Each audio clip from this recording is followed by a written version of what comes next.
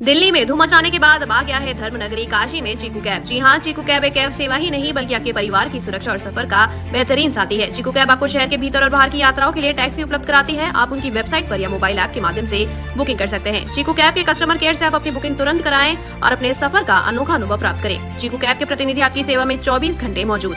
Airport and railway travel, local rental, one way, out station wedding, सभी प्रकार की booking की सुविधा प्रोवाइड करती है चीकू कैब। करना हो शानदार सफर, करे भरोसा चीकू कैब पर। सेडान, एसयूवी, टेम्पो ट्रैवलर, बस, सभी प्रकार की कैब सर्विस।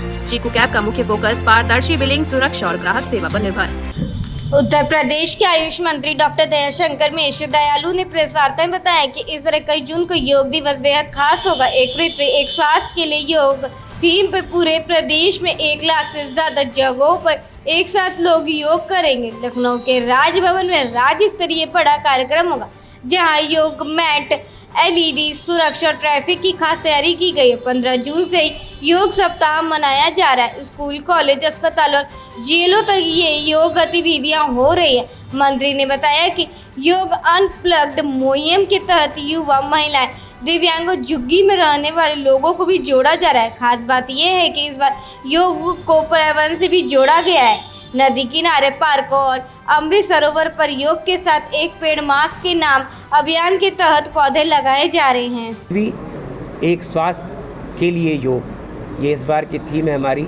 निश्चित ही वसुधैव कुटुंबकम की भावना से कहते ना कि सर्वे भवन्तु सुखिनः, सर्वे सन्तु निरामया, सर्वे भद्राणि पश्यन्तु माँ कश्चित् दुख भाग भवेत्। तो पूरे समाज के, पूरे संपूर्ण विश्व के को स्वस्थ रखने के लिए, योग करने के लिए, योग से जोड़ने का यह अभियान है और इस बार की थीम भी बहुत ऐतिहासिक है। क्या जगह जगह ट्रेनर की बीच में हो? जी, लगातार ट्रेनर अपना काम कर रहे हैं और पिछले 15 जून से लेकर 21 जून तक योग सप्ताह मनाया जा रहा है। तो लोग लगातार अनवरत रूप से, सामाजिक संस्थाओं का भी योगदान है, स्कूल कॉलेजों का भी बहुत योगदान है और उन सब ने पूरे एक सप्ताह की तैयारियां की है, जो महाअभियान के रूप में 21 जून को दिखेगा कि दुनिया की सबसे बड़ी संख्या के लिहाज से भागीदारी का यह ऐतिहासिक 11वां अंतर्राष्ट्रीय योग दिवस होने जा रहा है। क्या इसमें पौधारोपण का बीच में विशेष एक पेड़ माँ के नाम, मैंने कहा इसको हरित योग की संज्ञा भी दी गई है।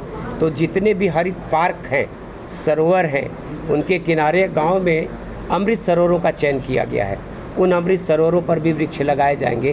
तो गांव-गांव, शहर के पार्कों में, शहर के उन स्थानों पर तो हर व्यक्ति जहाँ जहाँ योग होगा वहाँ वृक्ष लगाए जाएंगे। इसलिए हरित योग की भी कल्पना की गई है कि सारे लोग भारत में योग सीखने आते हैं। जगह जगह योग की ट्रेनिंग दी जाती है।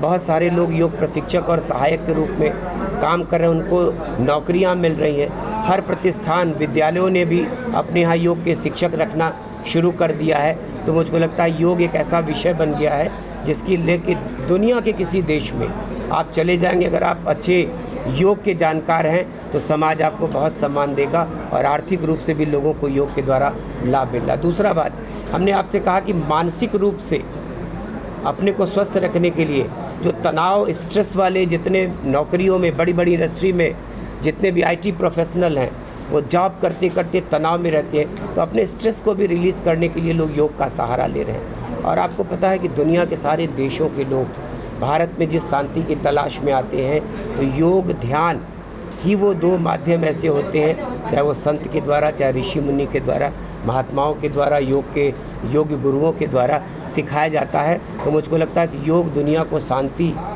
विश्व को युद्ध से अलग करने के लिए, संसार के लोगों को मानसिक रूप से ताकत देने के लिए योग से बड़ा कोई अस्त्र नहीं है।